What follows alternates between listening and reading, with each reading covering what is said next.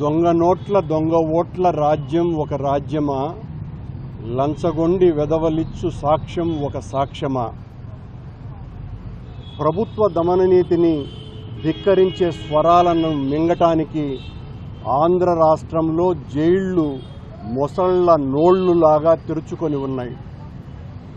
సంవత్సరం 3 నెలలుగా ఈ రాష్ట్రంలో పోలీసులు శాంతి భద్రతలను కాపాడటం అన్నటువంటి లక్ష్యాన్ని పూర్తిగా మర్చిపోయి వైఎస్ఆర్ కాంగ్రెస్ పార్టీ నాయకులను కార్యకర్తలను చెంబల్లోయ దొంగల్లాగా వెంటాడటంలోనూ వేటాడటంలోనే సరిపోతున్నది. చంద్రబాబు గారి పార్టీని కించిత్ అసమ్మతి వ్యక్తీకరించినా కూడా వాళ్ళనందరినీ ఏదో ఒక నెపం మీద తప్పుడు కేసులు బనాయించి వాళ్ళనందరినీ కూడా జైళ్లలో పెట్టడం రివాజుగా మారిపోయింది.